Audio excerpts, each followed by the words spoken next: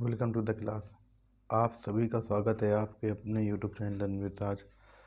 तो चलिए, लास्ट जो हमने जो सेंटेंस स्टार्ट किया था, हमने लास्ट डे पढ़ा था एक्सक्लामेटरी सेंटेंस के बारे में। हमारी फर्स्ट क्लास लास्ट डे हुई थी एक्सक्लामेटरी सेंटेंस के बारे में, जिसमें हमने रूल नंबर फर्स्ट और रूल नंबर सेकेंड कंप्लीट किया था।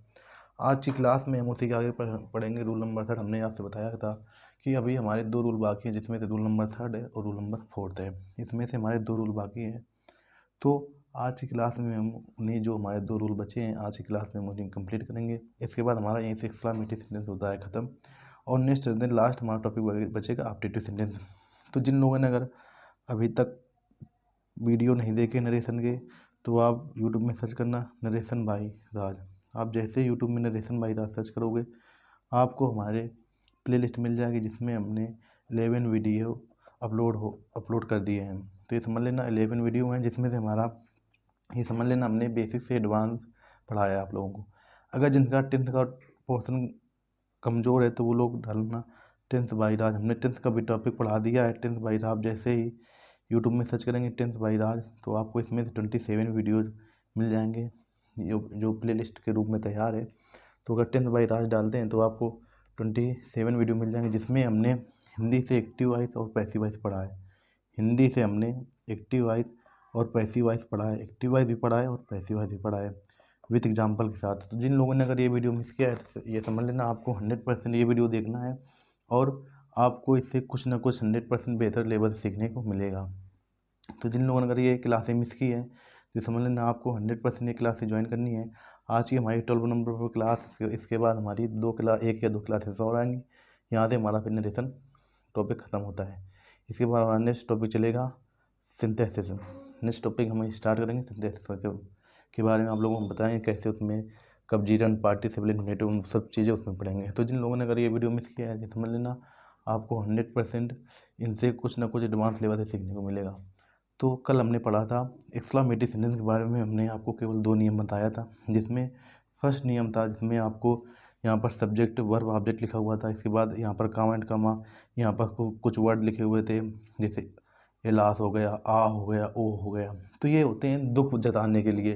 तो इनको जब इनका हम इनडायरेक्ट स्पीच बनाते हैं, तो इसको हम चेंज करते हैं एक्सक्लेम्ड विथ सॉरो में। और इसके बाद सेकेंड नियम हमने पढ़ा था कि इसमें यहाँ पर सब्जेक्ट होगा, वर्ब होगा, ऑब्जेक्ट होगा, इसके बाद यहाँ पर कॉमा एंड कॉमा लगा होगा। वहाँ पर हमने पढ़ा था कि इसमें सेंटेंस को हम इसमें आरबी की वर्ब को चेंज करते हैं एक्सक्लेम्ड विथ जॉय, क्योंकि इसमें हुर्रा है, हा है, ये शब्द आते हैं। तो एक्सक्लेम्ड विथ जॉय में हम चेंज करते हैं, उसके बाद सेंटेंस बनता है इफेक्टिव। तो हमने आप लोगों को बताया था कल की लास्ट डे क्लास में कि कब हम लगाते हैं एक्सक्लेम्ड विथ जॉय और कब हम लगाते हैं एक्सक्लेम्ड विथ सॉरो। आज की क्लास हमारी उसी के आगे हम पढ़ रहे हैं एक्सक्लामेटरी सेंटेंस नरेशन में। एक्सक्लामेटरी सेंटेंस हम पढ़ रहे हैं, और आज हमारी तीसरा रूल है। उसी के आगे जस्ट हमारा रूल नंबर थर्ड है। तो रूल नंबर थर्ड के बारे में जानेंगे कि हम इसमें सेंटेंस कैसा होता है। तो यहाँ पर होता है subject verb object, subject verb, इसके बाद ऑब्जेक्ट हो भी सकता है, नहीं भी सकता है। यहाँ पर लगा होगा कॉमा एंड कॉमा। ठीक, ये हो गया हमारा आरबी का वाक्य, और ये हमारा आरएस का वाक्य। यहाँ पर full stop comma and comma close. अब यहाँ पर कुछ वर्ड्स आपको याद रखने हैं, जैसे ब्रावो, ब्रावो एक्सक्लेमेशन मार्क, इसके बाद वेल डन, वेल डन। ये शब्द आपको याद रखने, ये समझ लेना ये वर्ड्स जो आरएस के वाक्य में, ये हमारा आरबी का वाक्य और ये हमारा है आरएस का वाक्य। तो आरएस के वाक्य में जो वर्ड्स आते हैं, ब्रावो हो गया, वेल डन हो गया, तो ये वर्ड्स आपको याद रखने हैं, ये समझ लेना ये हेल्पफुल होने वाले हैं नरेशन बनाते समय। यानी कि जब इनको चेंज करेंगे इनडायरेक्ट स्पीच में, तो इन्हीं में कुछ सेंटेंस में परिवर्तन होता है। तो ये समझ लेना यहीं से आरबी की वर्ब डिसाइड करते हैं कि कब लगाएंगे हम एक्सक्लेम्ड विथ सॉरो, कब हम लगाएंगे एक्सक्लेम्ड विथ जॉय। तो वो चीज़ें यहाँ से डिसाइड होती हैं आरएस के वाक्य के हिसाब से। तो आपको ये समझ लेना ये वर्ड्स जो हम यहाँ लिख रहे हैं, आपको ये वर्ड्स जेम करते हो लर्न करना है। यहाँ पर ब्रावो हो गया, वेल्डन होता है, इसका मतलब होता है शाबाश। ये शाबाशी के लिए यूज किए जाते हैं वर्ड्स, इसका मतलब होता है शाबाश। तो ये समझ लेना है वेल्डन हो गया, ब्रावो हो गया, ये वर्ड्स आएंगे डायरेक्ट स्पीच में, तो आपको सेंटेंस में परिवर्तन करेंगे। इसमें आरबी की वर्ब को चेंज करेंगे अपलाउडेड with, अपलाउडेड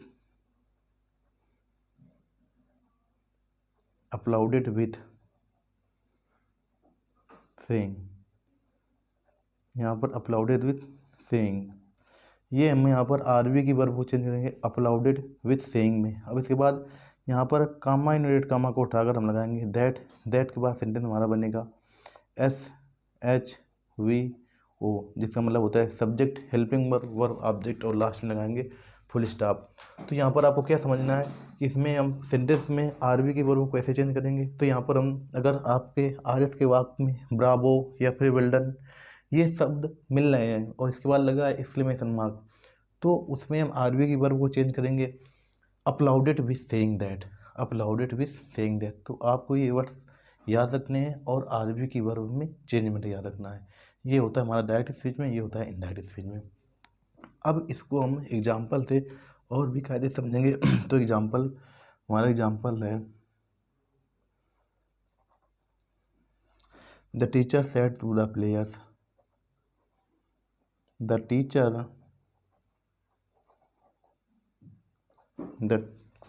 teacher said to the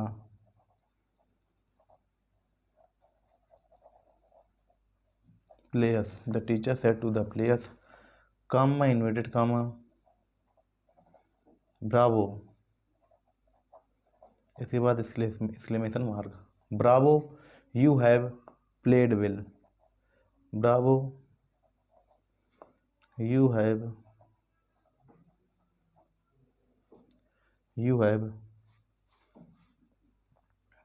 played well, last में फुल स्टॉप वन और इसके बाद कामा इनवर्टेड कामा क्लोज। तो यहाँ पर हमने ये सेंटेंस पढ़ा, सेंटेंस का ये हमारा एग्जांपल इसी का कि the teacher said to the players comma inverted comma bravo exclamation mark you have played well. अब हमको इसको चेंज करना है इनडायरेक्ट स्पीच में, तो हम इनडायरेक्ट स्पीच में जो कैसे चेंज करेंगे, देखो यहाँ पर हमारा वर्ड्स लिखा आ रहा है ब्रावो, तो ये शाबाशी के लिए वर्ड्स प्रयोग होता है, ब्रावो हो गया, वेल्डन हो गया। तो हमारे दिमाग में तुरंत आना चाहिए इसका सेंटेंस इनडायरेक्ट में बनाने का नियम। तो इनडायरेक्ट में हम इसको कैसे बनाते हैं कि यहाँ पर अगर RS के वाक्य में ब्रावो या वेल्डन दिया हो तो उसमें आरवी के वर्ब में चेंजमेंट होता है अपलाउडेड विथ सेइंग दैट। तो यहाँ पर लगाएंगे the teacher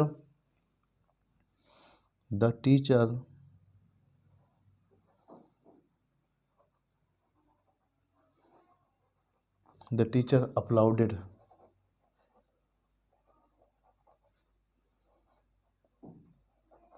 the teacher uploaded the players, the teacher uploaded the players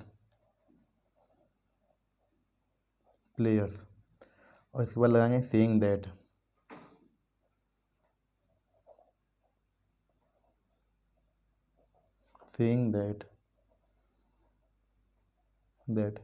अब तुरंत आपके दिमाग में आना चाहिए नियम 123/सन।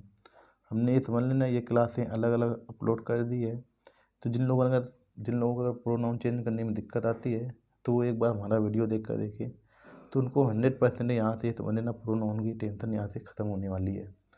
फर्स्ट पर्सन चेंज होता है सब्जेक्ट के हिसाब से, वो भी आरवी के सब्जेक्ट के हिसाब से।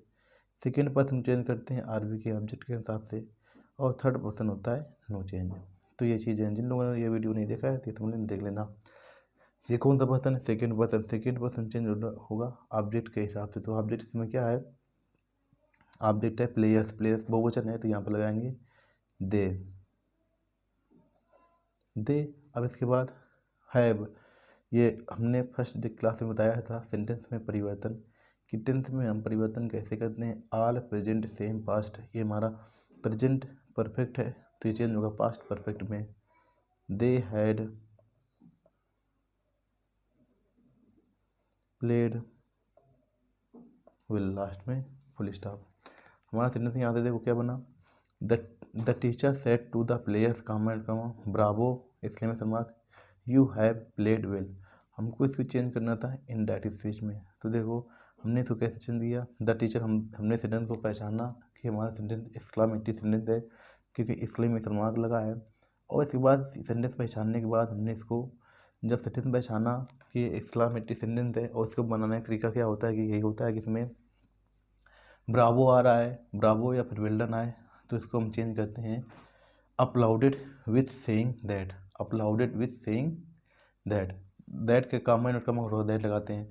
तो द टीचर अपलाउडेड, अब कल जो अपने आपको बताया था कि अगर यहाँ ऑब्जेक्ट नहीं होता, यहाँ पर द प्लेयर्स दिया है तो विथ की जगह पर हमने द प्लेयर्स लिखा है। तो अगर यहाँ पर ऑब्जेक्ट नहीं दिया होता आरवी के वाक्य में तो यहाँ पर अपलाउडेड विथ सेइंग इसके बाद दैट करते, लेकिन यहाँ पर ऑब्जेक्ट दिया हुआ है इस वजह से हमने यहाँ पर ऑब्जेक्ट पहले लिखा है। तो the teacher applauded the players, यहाँ पर विथ होना चाहिए लेकिन द प्लेयर्स सेइंग दैट, देखो यहाँ पर अपलाउडेड विथ सेइंग। अगर यहाँ पर ऑब्जेक्ट दिया होगा, अगर आरवी के वाक्य में ऑब्जेक्ट दिया गया होगा तो उस ऑब्जेक्ट की जगह पर उस विथ की जगह पर वो ऑब्जेक्ट आ जाएगा। यहाँ पर द प्लेयर्स दिया है ऑब्जेक्ट तो इस विथ की जगह पर आ जाएगा द प्लेयर्स। तो ये याद रखना है। हमने कल इसके 2-3 एग्जाम्पल आपको लिख कर बताए थे। तो मोस्ट इंपॉर्टेंट थिंग तो ये समझ लेना कब हमको विथ लिखना है, कब हमको विथ नहीं लिखना है। तो ये आपको अपने दिमाग में ये बातें रखनी है, कब हमको विथ लगाना है, कब हमको विथ नहीं लगाना है। यहाँ पर अगर आरवी के वाक्य पे ऑब्जेक्ट दिया होगा तो वहाँ पर हम विथ को नहीं लिखेंगे, और अगर ऑब्जेक्ट ना दिया हो तो वहाँ पर हम विथ को लिखेंगे। ये इसकी मेन बात यही है। अब इसके बाद नेक्स्ट सेंटेंस देखो क्या है।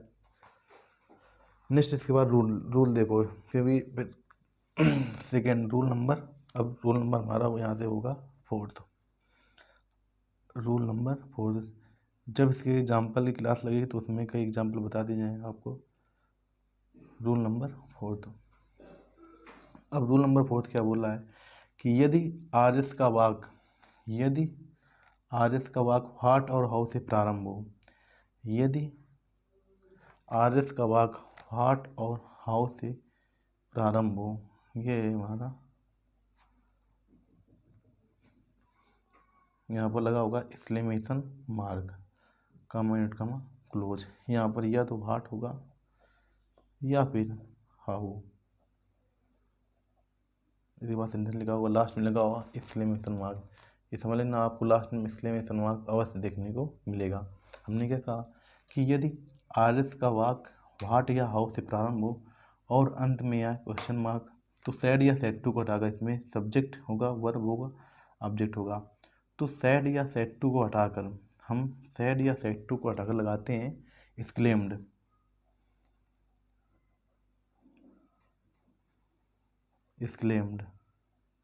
हम यहाँ पर सैड या सैड टू को हटा लगाएंगे एक्सक्लेम्ड।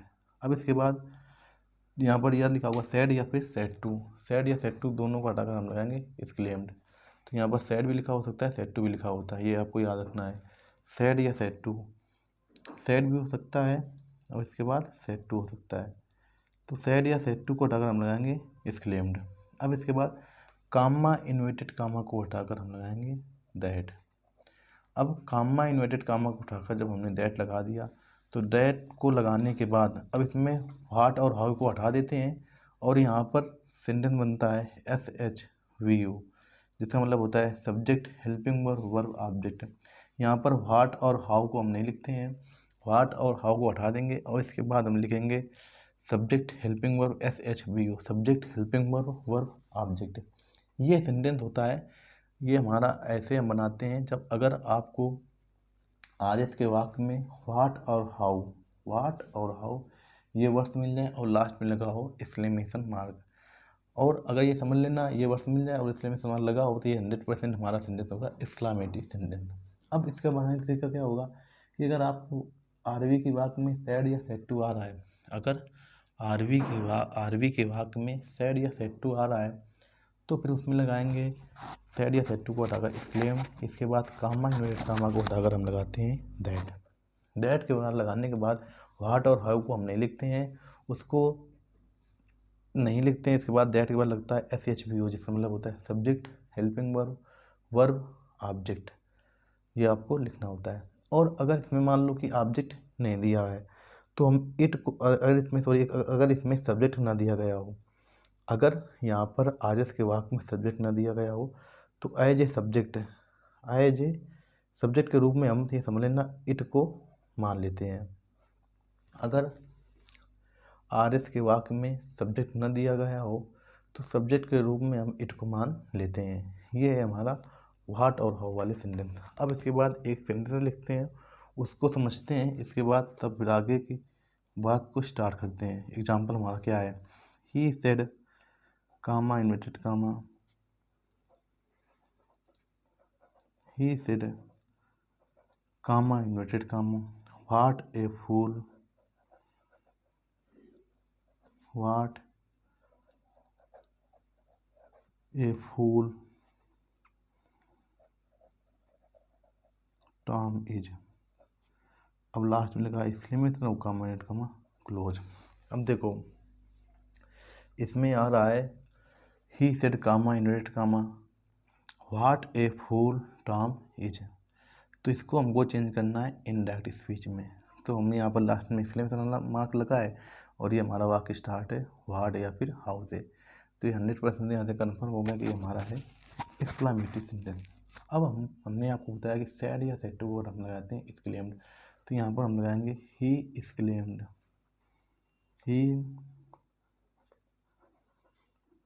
He exclaimed. अब हमने आपको बताया था कि कामा इन्वर्टेड कामा को हटाकर लगाते हैं दैट, दैट, ठीक। अब इसके बाद हमारा कर्ता क्या है टॉम, तो यहाँ पर लिख दिया हमने टॉम। अब ये प्रेजेंट टेंस में इसको चेंज करेंगे पास्ट में, तो होगा हमारा वाज, टॉम वाज। अब इसके बाद यहाँ पर व्हाट और हाउ को हटाकर हम वेरी, ए बिग या ए ग्रेट ये शब्द लिखते हैं, तो इसमें हम लगाएंगे ए बिग। अभी हम बता रहे हैं आपको कहाँ से कौन सा वर्ड लगाना है, ए बिग फूल। अब आपको ये याद रखना है कि कहाँ हम लगाएंगे वेरी, कहाँ हम लगाएंगे व्हाट और हाउ को हटाकर।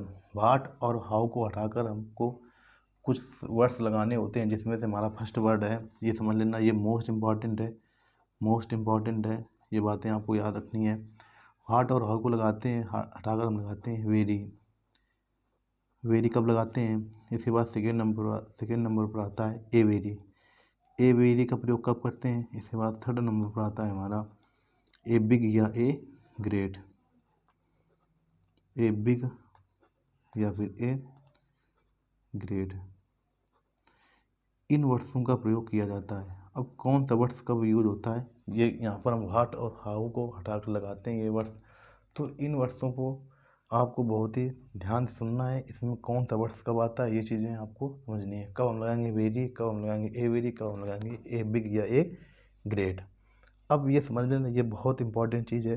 तो व्हाट और हाउ के बाद अब हम वेरी का प्रयोग क्या करते हैं, कब करते हैं, ये सुनो, व्हाट और हाउ के बाद, व्हाट और हाउ के बाद, व्हाट और हाउ के बाद ए एंड द ना हो तब। देखो इसका मतलब समझो, व्हाट और हाउ के बाद, यहाँ पर व्हाट है या आएगा या फिर हाउ, व्हाट और हाउ के बाद A and the, A and the यानी आर्टिकल ना हो, ए एंड द ना हो, तो वहाँ पर हम लगाएंगे वेरी। ये समझ लेना, वेरी का प्रयोग कब करेंगे, व्हाट और हाउ के बाद अगर ए एंड द नहीं आ रहा है तो वहाँ पर लगाएंगे वेरी। अब इसके बाद देखो, अब वेरी का प्रयोग कब करते हैं, व्हाट व हाउ के बाद, व्हाट व हाउ के बाद, व्हाट व हाउ के बाद ए एन या फिर द, या फिर कोई दो शब्द लिखे हो। अभी आपको सेंटेंस से बताएंगे कि क्या कैसे शब्द लिखे होंगे, दो शब्द लिखे हों। और ए बिग या ए ग्रेट का प्रयोग हम करेंगे व्हाट और हाउ के बाद, व्हाट व हाउ के बाद,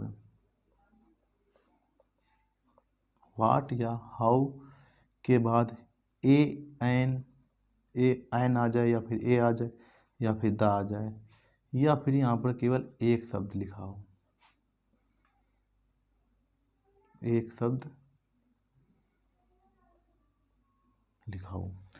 अब इसको समझो कायदे से। देखो हम हमारा सेंटेंस क्या है, what a fool, what a फूल। देखो यहाँ पर ए लिखा है, हमने क्या कहा, व्हाट या हाउ के बाद, व्हाट या हाउ के बाद ए एंड द और प्लस एक शब्द लिखा हो। तो यहाँ पर देखो हमने ए बिग या ए ग्रेट क्यों लगाया है, यहाँ पर हम ए बिग भी लगा सकते हैं या ए ग्रेट भी लगा सकते हैं। तो समझो कि व्हाट और हाउ के बाद अगर केवल एक शब्द लिखा हो, तो यहाँ पर देखो व्हाट है, इसके बाद ए एंड द है, ए एंड द, और इसके बाद केवल एक शब्द लिखा है फूल। ये टर्म तो यहाँ पर सब्जेक्ट के रूप में है, तो टर्म से मतलब नहीं है। व्हाट है, व्हाट के बाद ए एंड द है और प्लस में एक शब्द है, तो यहाँ पर इस वजह से हमने यहाँ पर लगाया है ए बिग या a great. He is claim that term was a big फूल।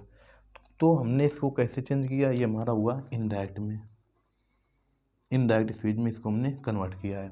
हमने क्या कहा, ये आपको वर्ड्स याद रखते हैं कि व्हाट और हाउ के बाद ए एंड द ना हो, तो हम लगाएंगे वेरी। फिर ए वेरी का प्रयोग हम कहाँ करेंगे, व्हाट और हाउ के बाद ए एंड द और दो शब्द लिखे हों। अभी हम सेंटेंस से बताएंगे कि दो शब्द कैसे लिखे हुए होंगे, कब हम लगाएंगे वेरी, कब हम लगाएंगे ए वेरी, कब हम लगाएंगे ए बिग। और ये लास्ट हमारा आ रहा है ए बिग लगाओ या फिर ए ग्रेट लगाओ। व्हाट और हाउ के बाद ए एंड द हो और फिर दो शब्द लिखे हों। तो ये सेंटेंस, अब हम सेंटेंस की ओर बढ़ते हैं, सेंटेंस की ओर मूव करते हैं। तो हमने अब ये तक आपको क्या समझाया कि हमारा आर एस का वाक व्हाट, ये हमने हमारा यह रूल नंबर 4 है, तो ये समझने बहुत ही कार्य समझना है रूल नंबर 4। हमने अभी क्या आपको बताया कि आर एस का वाक व्हाट और हाउ से स्टार्ट हो और अंत में या एक्सक्लेमेशन मार्क, तो ये हमारा होता है एक्सक्लामेटिव सेंटेंस। एक्सक्लामेटिव सेंटेंस में ये हमारा रूल नंबर 4 है। तो हमने इसको इनडायरेक्ट में हम कैसे बनाएंगे, सैड या सैड टू को हटाकर हम बनाएंगे एक्सक्लेम्ड। फिर इसके बाद कामा इनवर्टेड कामा को उठाकर हम बनाएंगे दैट, दैट के बाद एस एच वी यू, जिसका मतलब होता है सब्जेक्ट हेल्पिंग वर्ब ऑब्जेक्ट। अगर आर एस के वाक्य में आपको सब्जेक्ट नहीं दिया गया है, तो आप वहाँ पर एज ए सब्जेक्ट के रूप में एज्यूम कर सकते हैं इट को। अगर सब्जेक्ट ना दिया गया होगा तो हम इट एज्यूम करेंगे, ये याद रखना है आपको। अब यहाँ पर हम ये समझ लेना, व्हाट हाउ को हटाकर हम ये a big, a very, very, ये वर्ड्स लगाते हैं व्हाट और हाउ को हटाकर, व्हाट और हाउ की जगह पर। तो इन वस्तुओं को हम कैसे से करते हैं, ये सुनना है आपको, ये मोस्ट इंपॉर्टेंट है, ये समझ लेना। ये मोस्ट इंपॉर्टेंट बातें हैं, ये आपको अपने दिमाग में जगहों में बैठानी है। अगर आप ये समझना चाहते हैं कि हमें कब लगाना है ए बिग, कब हमें लगाना है ए ग्रेट, कब हमें लगाना है ए वेरी, कब हमें लगाना है वेरी, तो ये समझने के लिए आपको ये जो हम पॉइंट्स टू पॉइंट्स बता रहे हैं, ये समझ लेना, आपको ये समझना मोस्ट इम्पॉर्टेंट है। अगर आप नरेशन ये एक्सक्लामेटिव सेंटेंस कभी गलत नहीं करना चाहते व्हाट और हाउ वाले, तो ये समझ लेना आपको ये मोस्ट इम्पॉर्टेंट है। आपको जैसा मैं बता रहा हूँ आपको इसी प्रकार समझना है। और इस बात की गारंटी मैं लेता हूँ कि आपको ऐसा पढ़ने के बाद आप किसी भी सेंटेंस में काम वेरी लगाते हैं, काम ए वेरी लगाते हैं, काम व्हाट लगाते हैं, तो ये चीज़ें हैं, ये कभी भी आपके दिमाग से स्लिप नहीं होंगी, ये चीज़ें अभी आप कभी मिस नहीं करेंगे। तो ये समझ लेना, ये जो मैं कॉन्सेप्ट बता रहा हूँ, ये कॉन्सेप्ट आपको ज्यों करते हो अपनी कॉपी में लिखना है और लर्न भी करना है। हमने लिखा कि वेरी का प्रयोग हम कब करेंगे, जब हम व्हाट और हाउ को हटाएंगे। तो व्हाट और हाउ के बाद ए एंड द, यानी कि व्हाट और हाउ के बाद अगर आर्टिकल ना दिया गया हो, व्हाट और हाउ के बाद अगर आर्टिकल ए एंड द में से कोई ना दिया गया हो, तो वहाँ पर हम लगाएंगे वेरी। अब हमारा सेकेंड नंबर आता है ए वेरी का प्रयोग हम कब करेंगे डायरेक्ट बनाते समय। तो व्हाट और हाउ के बाद ए एंड द है और इसके बाद दो शब्द लिखे हों, तो अभी दो शब्द हम बताएंगे। यहाँ पर देखो, जैसे अब हमने यहाँ पर प्रयोग किया है ए बिग का, इसमें हमने जब इनडायरेक्ट स्पीच में बनाया तो हमने प्रयोग किया है ए बिग का। तो हम इससे समझते हैं इस एग्जाम्पल से कि हमने ए बिग क्यों लगाया, हमने ए वेरी क्यों नहीं प्रयोग किया। तो हमारा नियम क्या बोल रहा है, व्हाट और हाउ के बाद ए एंड द लिखाओ, तो ठीक है, व्हाट और हाउ के बाद ए एंड द लिखा है, इसके बाद एक शब्द है, यहाँ पर केवल एक शब्द आ रहा है फूल, तो इस वजह से हमने इसको चेंज किया है कि इसमें केवल ए बिग या फिर ए ग्रेड में हम यहाँ पर ए बिग की जगह ए ग्रेड भी लिख सकते हैं। आई होप कि आपको मेरे द्वारा ये दी गई जानकारी जो मोस्ट इम्पॉर्टेंट है और सभी ये समझ लेना, सभी को ये कन्फ्यूज करने वाली है। आई होप, मैं आशा करता हूँ कि आप लोगों ने ये जो हमारे द्वारा जानकारी प्रदान की गई आप लोगों को, तो आप लोगों ने इसको जैसा हमने आपको समझाने की कोशिश की है, आप लोग उसी तरीके से समझे होंगे, लेकिन ये समझना बहुत ज़रूरी है, क्योंकि इसके बाद अगर आपको इसमें वेरी कब लगाएंगे, ए वेरी कब लगाएंगे, ए बी का ए ग्रेड कब लगाएंगे, आपको अगर इस झमेले से बचना है तो आपको इस कॉन्सेप्ट को पकड़ना ही पड़ेगा। तो ये समझ लेना मोस्ट इम्पॉर्टेंट कॉन्सेप्ट है, और आपको जिम होते हो जैसा हमने लिखा है आपको ऐसे ही लिखना है, और दिन में 2-4 बार आपको लर्न करना है। तो आप कभी भी ए वेरी या फिर ए बिग या ए ग्रेट या वेरी में कभी कन्फ्यूजन नहीं होगा आप लोगों को। तो चलिए अब हम इसको और भी एग्जांपल से और बेहतर तरीके से समझने की कोशिश करते हैं, क्योंकि एग्जांपल से चीज़ें और भी क्लियर होने वाली हैं। तो हमारा एग्जांपल क्या है, अब हम एग्जांपल की ओर मूव करते हैं। तो एग्जांपल हमारा क्या है, देखो example, the clerk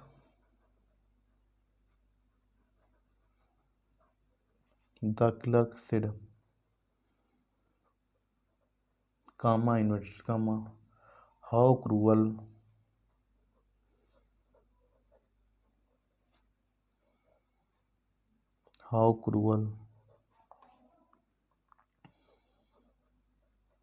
the boss is, last में लिखा इसलिए हमारा comma inverted comma close. Most important sentence है the clerk said, comma invert comma, how cruel the boss is. तो हमने ये सेंटेंस देखा, सेंटेंस देखने के बाद यहाँ पर देखो हाउ और वाट से स्टार्ट होगा सेंटेंस हमारा, और लास्ट में लगा होगा एक्सक्लेमेशन मार्क। तो ये हमारा सेंटेंस होता है एक्सक्लामेटिव सेंटेंस। अभी हम इसी के अभी हम नियम ऊपर डिस्कस के आ रहे हैं। तो यहाँ पर सेड या सेड टू को अगर लगाएंगे एक्सक्लेम्ड, तो the clerk exclaimed,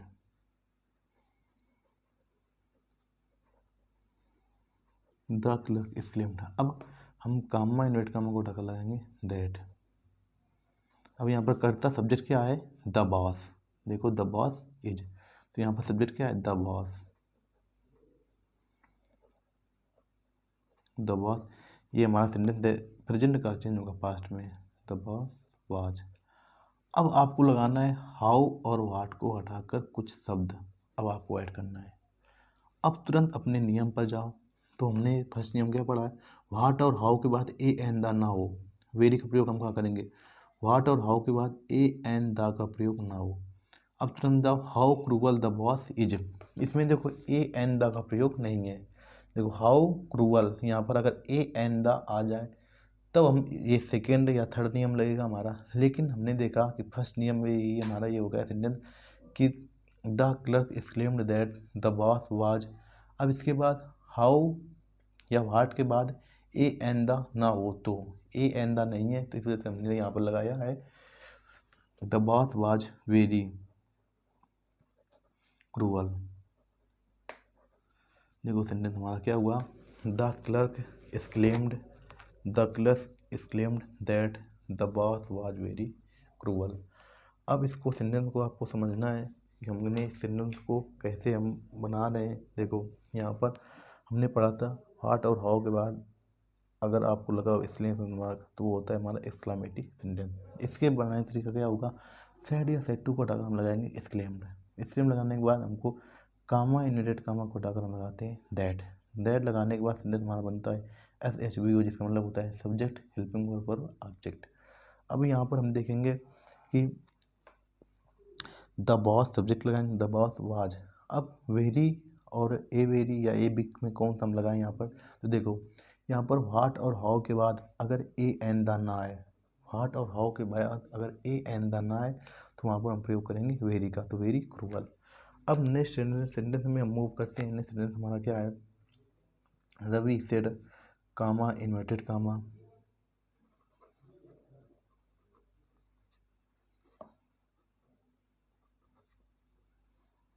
Ravi said comma inverted comma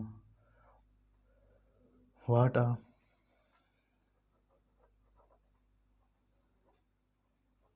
a pleasant sight it is, इसलिए मिसरमा कामा इनट कामा क्लोज। ये हमारा कोई सेंटेंस लिखा है और बोल रहा है चेंज इनटू इनडायरेक्ट स्पीच या चेंज इनटू नरेशन। अब हमको इसको चेंज करना है नरेशन में। ये हमारे पास कोई सेंटेंस लिखा है, Ravi said comma inverted comma heart a pleasant sight it is. तो हमने कहा था यहाँ पर देखो हार्ट लिखा है और अंत में लगा है हमारा एक्सक्लेमेशन मार्क कि हमारा यहाँ से 100% सिक्योर हो गए कि हमारा सेंटेंस है एक्सक्लेमेटरी सेंटेंस। अब इसके बाद यहाँ पर देखो हमें सैड या सैड टू को अगर लगाना होता है एक्सक्लेम्ड, तो यहाँ पर हम लगाएंगे Ravi exclaimed,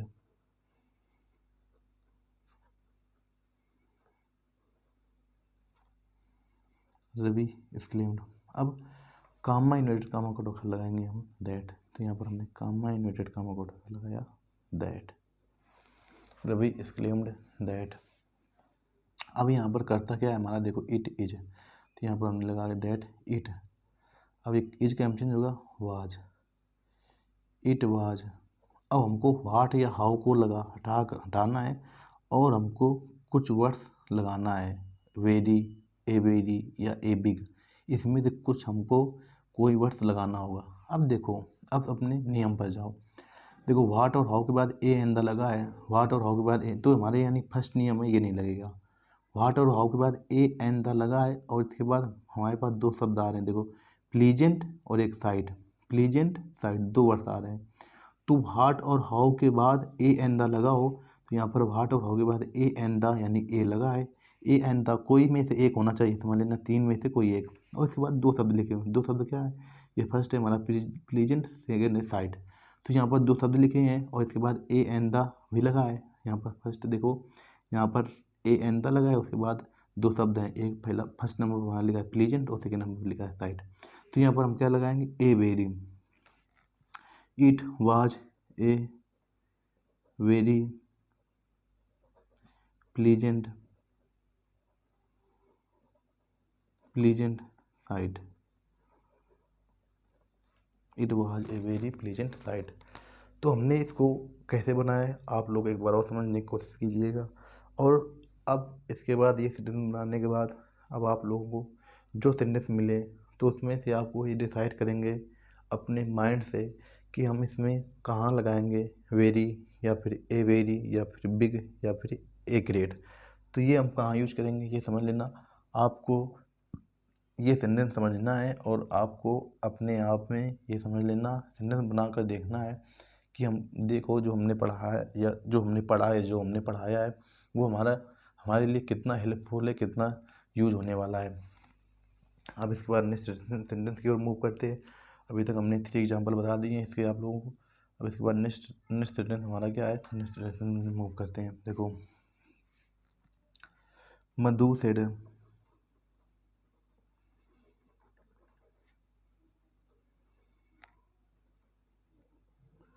Madhu said comma inverted comma how beautiful,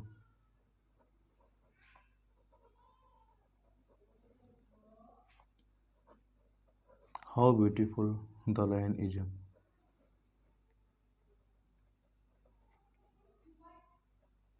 last में लिखा है हमारा एक्सक्लेमेशन मार्क और कामा इनवर्ट कामा क्लोज। अब ये बोल रहा है इसको भाई डायरेक्ट स्पीच में चेंज करो, इनडायरेक्ट स्पीच में चेंज करो, चेंज इनटू इनडायरेक्ट स्पीच। तो हमारे पास ये सेंटेंस देखो व्हाट और हाउ से स्टार्ट है और अंत में लगा है एक्सक्लेमेशन मार्क। तो यहाँ से हम सिक्योर हो जाते हैं कि हमारा एक्सक्लामेटरी सेंटेंस है। एक्सक्लामेटरी सेंटेंस बनाने का तरीका क्या होता है, ये हमारा अभी जो हमने रूल नंबर 4 पढ़ा है उसी का सेंटेंस है। यहाँ पर हम इसको कैसे बनाएंगे अब देखते हैं। मधु सेड, तो यहाँ पर हमने कहा था कि सेड या सेड टू का डग लगाते हैं एक्सक्लेम्ड, तो मधु एक्सक्लेम्ड, मधु एक्सक्लेम्ड। अब यहाँ पर कामा इन्वर्टेड कामा को हटाकर हम लगाएंगे दैट, दैट यहाँ पर करता हमारा क्या है the rain, the rain, the rain was, is है इसको चेंज करेंगे वाज। अब बस यहीं पर स्टॉप हो जाओ और इसके बाद बहुत ही ध्यान से सुनो, जो मैं बोल रहा हूँ उसको बहुत ही ध्यान से सुनना है। How beautiful the rain is, how लगा है इसके बाद आ रहा है ब्यूटीफुल, यानी कि हाउ के बाद ए एन द नहीं आ रहा है, हाउ के बाद सीधे आ रहा है ब्यूटीफुल। तो अगर हाउ के बाद ए एन द, व्हाट और हाउ के बाद ए एन द ना है तो उसको हम चेंज करते हैं किसमें, वेरी में। ये समझ लेना व्हाट और हाउ के बाद ए एन द, देखो यहाँ पर व्हाट और हाउ के बाद ए एन द नहीं आ रहा है तो इसके चेंज करेंगे the rain was very, very में चेंज करेंगे व्हाट और हाउ को, very beautiful. The rain was very beautiful. ये हमारा सेंटेंस बनकर तैयार हो गया। अब इस सेंटेंस को हम समझते हैं। यहाँ पर देखो, Madhu said comma in comma how beautiful the rain is. ये सेंटेंस हमारा एक्सक्लामेटरी सेंटेंस है। तो यहाँ पर हमने बताया था आपको सैड या सैड टू को लगाते हैं एक्सक्लेम्ड, तो हमने इसको चेंज कर दिया एक्सक्लेम्ड में, मधु एक्सक्लेम्ड। अब यहाँ पर हम कामा इनवर्टेड कामा को उठाकर लगाते हैं दैट। अब यहाँ पर करता हमारा क्या सब्जेक्ट क्या है, द रैन, तो द रैन वाज। अब मेन बात यहाँ पर होती है कि व्हाट और हाउ को हटाकर हम क्या लगाएंगे। तो व्हाट और हाउ के बाद हमने देखा कि यहाँ पर कोई ए एन दा नहीं आ रहा है। तो फर्स्ट नियम हमने बताया था कि व्हाट और हाउ के बाद अगर ए एन दा ना लगा हो तो वहाँ पर हम यूज करते हैं वेरी का। तो the rain was very beautiful. तो ये हमारा सेंटेंस हो गया, Madhu exclaimed that the rain was very beautiful. अब नेक्स्ट सेंटेंस हमारा है, इसी के आगे नेक्स्ट आ रहा है सेंटेंस, तो उसको भी बहुत ध्यान से देखना है आपको, ये समझ लेना ये मोस्ट इम्पॉर्टेंट सेंटेंस है, इसलिए मैं आपको इसके ज़्यादा से ज़्यादा एग्जाम्पल लिख के बता रहा हूँ। तो he said to me comma inverted comma he said to me comma inverted comma what an idea, what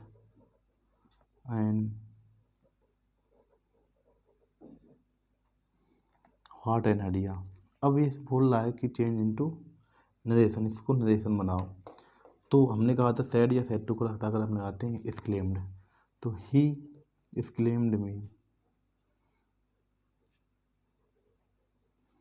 यहाँ पर आप ऑब्जेक्ट लिख भी सकते हैं, नहीं भी लिख सकते हैं। ही एक्सक्लेम्ड से दैट कर सकते हैं, ही एक्सक्लेम्ड मी भी लिख सकते हैं, इसको मी को छोड़ भी सकते हैं, लिख भी सकते हैं, इसका कोई इशू नहीं है इसमें, ठीक है। ये एक्सक्लामेटरी सेंटेंस में आप ये भी एक्सक्लामेटरी सेंटेंस में खासकर ये वाला व्हाट और हाउ वाला जो होता है, इसमें आप ऑब्जेक्ट लिखना चाहें तो लिख सकते हैं, वरना मैं इसको स्लिप भी कर सकते हैं, यहाँ छोड़ भी सकते हैं, लीव कर सकते हैं। तो ही एक्सक्लेम्ड मी दैट। अब यहाँ पर हमने आपको जब अभी क्लास स्टार्ट किया था, ये हमने फोर्थ नियम का फोर्थ जो रूल था हमारा, तो इसमें हमने आपको बताया था कि अगर सब्जेक्ट ना दिया गया हो तो वहाँ पर इट मान लेते हैं। तो इसको हम इट में कन्वर्ट कर लेंगे, इट वाज, पूरा इट वाज मानते हैं सब्जेक्ट।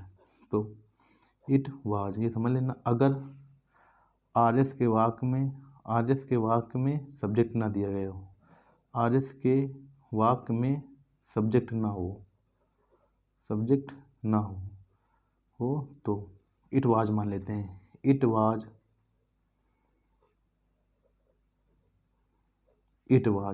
अब इसके बाद इट वाज के बाद व्हाट और हाउ को हटाकर आपको कुछ शब्द इसमें लगाना होगा। तो देखो, अब इसमें सब्जेक्ट नहीं दिया था, इस वजह से हमने सब्जेक्ट इट वाज, अगर आर एस के वाक्य में आपको ये समझ लेना, अगर सब्जेक्ट ना दिया गया हो तो वहाँ पर सब्जेक्ट हम मान लेते हैं इट वाज, जिसमें सब्जेक्ट नहीं था हमने मान लिया इट वाज। अब व्हाट और हाउ के बाद ए आ रहा है, ए एन दा में से क्या आ रहा है, एन। तो यानी कि व्हाट और हाउ के बाद ए एन दा आ रहा है और इसके बाद केवल एक शब्द लिखा है। तो व्हाट और हाउ के बाद ए एन दा और इसके बाद केवल एक शब्द लिखा हो तो हम उसको चेंज करते हैं ए बिग में। तो इट वाज ए ग्रेड में चेंज करो या फिर ए बिग आइडिया। तो ये हमारे सेंटेंस हो गया, ये हमारा sentence, he exclaimed me that it was a big या ए ग्रेट आइडिया। तो ये हमारा आज से हमारा एक्सक्लामेटरी सेंटेंस यहीं से होता है खत्म।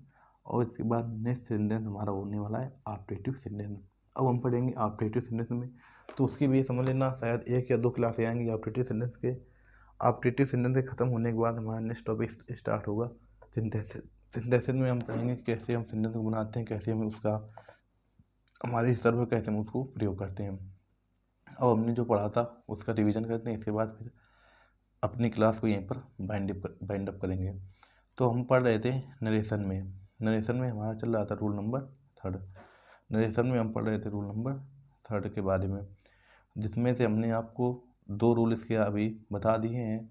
अभी कल की क्लास में, कल की जो हमारी क्लास लगी थी उसमें हमने नरेशन के 2 रूल पढ़ लिए थे। आज हमारी दूसरी क्लास है एक्सक्लामेटरी सेंटेंस की, जिसमें से हम पढ़ रहे हैं शेष बचा हुआ भाग, जो हमारे पास शेष बचा हुआ पेंडिंग में पार्ट है, हम आज उसी को फिनिश करेंगे। देखो यहाँ पर आपको रूल नंबर 3 हमारा बोल रहा है कि सब्जेक्ट होगा आरबी के बाद में सब्जेक्ट वर्ब ऑब्जेक्ट, इसके बाद Bravo exclamation mark, well done exclamation mark, ये कुछ शब्द लिखे होंगे। ब्रावो हो गया, वेल डन हो गया, और इसके बाद ये कुछ शब्द लिखे होंगे, और लास्ट में लगा होगा, उसके बाद लगा होगा एक्सक्लेमेशन मार्क, और लास्ट में फुल स्टॉप और कामा इन्वर्टेड कामा क्लोज। तो इसको हम चेंज कर सकते हैं।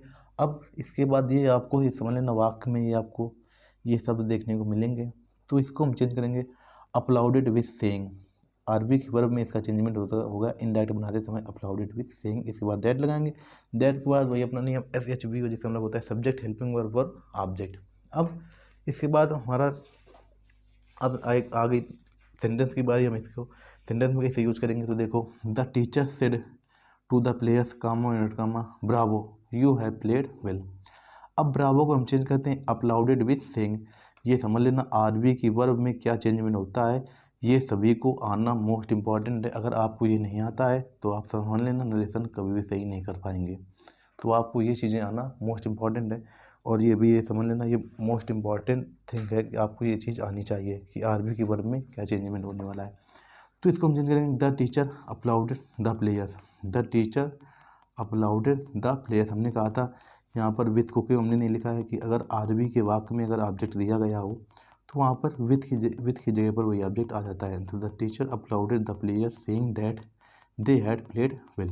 अब नेक्स्ट हमारा नियम, नेक्स्ट रूल नंबर 4 था, जिसमें हमने पढ़ा था कि अगर आर एस का वाक वाट या हाउ से स्टार्ट होगा और अंत में आएगा एक्सक्लेमेशन मार्क, कि अगर आर एस का वाक वाट और हाउ से स्टार्ट होगा और अंत में आएगा एक्सक्लेमेशन मार्क, तो यहाँ पर हम उसको चेंज करते हैं। अगर सेड या सेड टू लिखा है तो एक्सक्लेमेशन में चेंज करेंगे। इसके बाद कामा इनवर्ट कामा होगा दैट के बाद SHV जिसका मतलब होता है subject helping verb verb object. हमने इसके बाद ये कहा कि अगर आर एस के वाक में अगर ऑब्जेक्ट सब्जेक्ट न दिया गया हो, सब्जेक्ट मान लेते हैं उसमें इट वाज पूरा उसमें सब्जेक्ट मान लेते हैं, एज ए सब्जेक्ट रूप में कार्य करता है। अब इसके बाद इसका हमने सेंटेंस देखा, हमने ये आपको बताया कि व्हाट और हाउ को हटाकर हम कुछ वर्ड्स लगाते हैं, जिसमें से very, a very, A big या ए ग्रेट, ये कुछ वर्ड्स होते हैं जिसमें व्हाट और हाउ को हम लगाते हैं। तो हमारा सेंटेंस देखो, ही सेड काम एंड काम what a full Tom is. तो ही एक्सक्लेम्ड दैट, टॉम है, टॉम लिख दिया, टॉम वाज। अब हमको इसमें डिसाइड करना है कि व्हाट और हाउ के बाद ए एन दा लगा है, तो व्हाट और हाउ के बाद ए एन दा और एक शब्द लिखा है, तो हमारा रूल नंबर लगेगा इसमें 3rd। व्हाट और हाउ के बाद ए एन दा लगा हो और उसके बाद एक शब्द लिखा हो, तो इसमें व्हाट और हाउ के बाद ए एन दा लगा है, उसके बाद एक शब्द लिखा है, तो इसको हम चेंज करेंगे ए बिग फूल। अब ये आपको ये समझ लेना, ये जो हमारा चेंजमेंट है ये मोस्ट इंपॉर्टेंट है, मोस्ट इंपॉर्टेंट। आपको ये चीज़ लर्न नहीं करनी पड़ेगी अगर आप चाहते हैं कि हमारा एक्सक्लामेटरी सेंटेंस कभी भी गलत ना हो, तो आपको ये चीज़ लर्न नहीं करनी पड़ेगी। इसके बाद नेक्स्ट एग्जांपल देखो, नेक्स्ट एग्जांपल में हमने आपको बताया कि कैसे इसको हम ए बिग और कैसे हम इसको कहाँ पर हम चेंज कर रहे हैं। तो नेक्स्ट एग्जांपल देखो, the clerk said comma in comma how cruel the boss is. तो हमने इसको कैसे चेंज किया, द क्लर्क एक्सक्लेम्ड, हमने इसको टेंस को पहचानना बताया। इसके बाद the clerk exclaimed that the boss was. अब इसके बाद व्हाट और हाउ को हटाकर कुछ हमको वर्ड्स लगाने होते हैं, जिसमें से हमने देखा कि व्हाट और हाउ के बाद ए एन दा नहीं आ रहा है, तो हम लगाएंगे very, the boss was very cruel. अब नेक्स्ट सेंटेंस हमारा बोल रहा है Ravi said comma inverted comma, Ravi said comma inverted comma what a pleasant sight it is. Ravi said comma inverted comma what a pleasant sight it is. तो यहाँ पर Ravi comma inverted comma said या said to को अगर लगाते हैं exclaim, Ravi exclaim that it was a pleasant sight, it was a very pleasant site. और हमने यहाँ पर आ वेरी या फिर ए बिग आ वेरी का प्रयोग क्यों किया, हमने आपको बताया है कि व्हाट और हाउ के बाद ए अंदा लगा है और इसके बाद 2 शब्द आ रहे हैं, ये फर्स्ट हो गया ये प्लीजेंट, सेकेंड हो गया साइट। तो यहाँ पर व्हाट और हाउ के बाद 2 शब्द आ रहे हैं, तो ए एंदा लगा है, उसके बाद 2 शब्द आ रहे हैं, तो इसको हमने चेंज कर दिया किसमें, ए वेरी में। तो ये चेंज होगा it was a very pleasant sight. अब इसके बाद नेक्स्ट वहाँ सेंटेंस है Madhu said comma and comma how beautiful the rain is. तो Madhu exclaimed that the rain was. अब इसके बाद यहाँ पर देखो हाउ के बाद ए एन द नहीं आ रहा है, तो ए एन द ना आने की वजह से हमने इसको चेंज कर दिया है वेरी में। अब नेक्स्ट सेंटेंस हमारा बोल रहा है he said to me come and come what an idea. हमने आपको बताया सेंटेंस में कि अगर ये समझ लेना आरजीएस के वाक्य में अगर आपको सब्जेक्ट न दिया गया हो तो वहाँ पर सब्जेक्ट हम मान लेते हैं इट वाज को। तो he exclaimed me that it was. अब व्हाट इसके बाद ए एन द लगा है, इसके बाद केवल एक शब्द आ रहा है तो उसको हम चेंज करेंगे अ बिग या फिर ए ग्रेट में। अगर दो शब्द आते तो उसको चेंज करते हैं अ वेरी में। तो आज की क्लास में हमने पढ़ा है एक्सक्लामेटरी सेंटेंस। ये समझ लेना हमने आपको एक्सक्लामेटरी सेंटेंस बेसिक से एडवांस की ओर हमने पढ़ा दी है।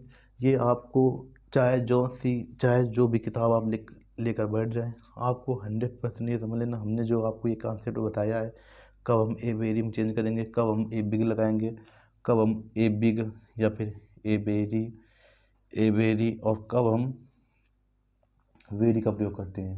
तो ये समझ लेना आप कोई भी बुक लेकर बैठ जाइए, आपको ये समझ लेना हमने जो कॉन्सेप्ट बताया उस कॉन्सेप्ट से आपको बाहर कोई भी शब्द नहीं जाने वाला है और आपको वो चीज़ें समझ में आएंगी कि यहाँ पर ए वेरी क्यों हुआ है, यहाँ पर ए बिग क्यों हुआ है, यहाँ पर वेरी क्यों हुआ है। तो ये चीज़ें आपको समझ में भी आने वाली है। जो आज की क्लास में इतना ही। आज की क्लास हमारी मोस्ट इम्पॉर्टेंट क्लास थी एग्जाम पॉइंट ऑफ व्यू से, क्योंकि यहाँ समझ लेना इसमें वेरी और ए बिग ये समझ लेना बहुत ही ज़्यादा कन्फ्यूजन क्रिएट करने वाले ये 3 वर्ड्स हैं। तो लेकिन हमने आपको ऐसी ट्रिक से के साथ बताया है कि आप ये चीज़ कभी नहीं भूलेंगे। ये समझ लेना अगर आप रेगुलर इसको रिवीजन में लेते हैं तो आप 100% याद रखना कि आप ये चीज़ें कभी नहीं भूलने वाले हैं। तो आज की क्लास में इतना ही। मिलते हैं नेक्स्ट वीडियो में। अब नेक्स्ट क्लास हमारी जो नेक्स्ट क्लास आने वाली है उसमें हम पढ़ेंगे ऑप्टेटिव सेंटेंस। ऑप्टेटिव सेंटेंस के बारे में, जिसका मतलब होता है आदेश। ऑप्टेटिव मतलब होता है वही श्राप देना या श्राप, वो होते हैं ऑप्टेटिव सेंटेंस। तो हम नेक्स्ट क्लास ऑप्टेटिव सेंटेंस के बारे में पढ़ेंगे। और आज की क्लास इतना ही। और इससे पहले मैं आपको बताना चाहूँगा, अगर जिन लोगों ने नरेशन अभी तक नहीं पढ़ा है तो आप यूट्यूब में सर्च कर लेना नरेशन बाई राज। आप जैसे यूट्यूब में सर्च करेंगे नरेशन बाई राज तो आपको हमारी प्लेलिस्ट मिल जाएगी, जिसमें से मान लेना हमने आपको इसी मेहनत के साथ, इसी बेजोड़ मेहनत के साथ हमने आपको पढ़ाया है। जिन लोगों ने अगर नहीं देखा है तो 100% देख लेना। इस बात की गारंटी मेरी है कि आप लोग वहाँ से 100% कुछ ना कुछ सीख कर जाने वाले हैं। और जिनका अगर 10th का टॉपिक भी बहुत ज़्यादा वीक है तो मैंने बेसिक से 10th में पढ़ाया है 10th बाई राज। आप जैसे यूट्यूब में सर्च करोगे 10th बाई राज तो आपको हमारी प्लेलिस्ट मिल जाएगी, इसमें हमारी 27 क्लासेस हैं और इसमें हमारी आज ये 12 नंबर की क्लास है। इसमें हमारी 12 क्लास है, इसमें हमारी 27 क्लास है, जिसमें से हमने 10th में active voice passive wise Hindi में पढ़ा है। तो जिन लोगों ने अगर ये क्लासें मिस की है तो समझ लेना आपको 100% यहाँ से सीखने को मिलेगा और आपको ये क्लासें देखनी चाहिए। एग्ज़ाम पॉइंट ऑफ व्यू से ये समझ लेना मोस्ट इम्पॉर्टेंट क्लास है। और हमारा चैनल है लर्न विद राज। तो चैनल में आपको हमारी एक दो क्लासें और मिल जाएंगी, जिसमें से हमने पढ़ा है वर्ब में आईएनजी जोड़ने के नियम। अगर आपको कंटिन्यूअस टेंथ में ये समझ लेना अगर अच्छी खासी पकड़ बनानी है तो वर्ब में आईएनजी जोड़ने के नियम आने चाहिए। तो जिन लोगों ने अगर ये क्लासें नहीं देखी है तो ये समझ लेना आपको 100% ये क्लासें देखनी है और अपनी जानकारी को और भी बेहतर तरीके से इम्प्रूवमेंट की ओर ले जाना है। तो जिन लोगों ने अगर ये क्लास नहीं देखी है तो उनसे रिक्वेस्ट रहेगी कि ये क्लासें बस देख लें, क्योंकि आपको 100% यहाँ से इस बात की गारंटी मैं लेता हूँ आपको ऐसा पढ़ाया गया होगा जो आपने पढ़ा नहीं होगा और 100% यहाँ से आपको सीखने को मिलेगा। तो अगर नहीं देखा है जो लोग तो वो एक रिक्वेस्ट रहेगी कि ये क्लासें देख लें। आज की क्लास में इतना ही। मिलते हैं नेक्स्ट क्लास में। नेक्स्ट क्लास हमारी होगी ऑप्टेटिव सेंटेंस के बारे में। इसके करीब 1 या 2 भी क्लासें और लगेंगी, इसके बाद हमारे यहाँ से नरेशन खत्म हो जाएगा। नरेशन खत्म होने के बाद हमारा नेक्स्ट टॉपिक स्टार्ट होगा सिंथेसिस।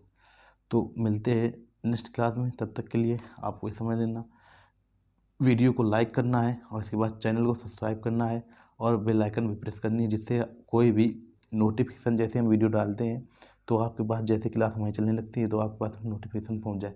तो वीडियो को लाइक करना है, उसके बाद चैनल को सब्सक्राइब करना है और ज़्यादा से ज़्यादा एक रिक्वेस्ट रहेगी कि आपको ज़्यादा से ज़्यादा शेयर भी करना है। ये आपको पढ़ा रहे हैं इसको ज़्यादा से ज़्यादा अपने मित्रों के पास पहुंचाना है। शेयर के माध्यम से आप इसको शेयर करना और इसके बाद तो चलिए नेक्स्ट क्लास में मिलते हैं। आज की क्लास में इतना ही। नेक्स्ट वीडियो हमारा आने वाला है ऑपरेटिव सिग्नल के बारे में, उसको भी हम बेसिक से एडवांस की ओर पढ़ेंगे। चलिए मिलते हैं नेक्स्ट क्लास में, तब तक के लिए बने रहिएगा हमारे साथ और मैं 100% आपको ले चलूँगा आपकी मंजिल की ओर। मिलते हैं नेक्स्ट क्लास में, तब तक के लिए टाटा बाय बाय, जय हिंद, जय भारत, लव यू ऑल।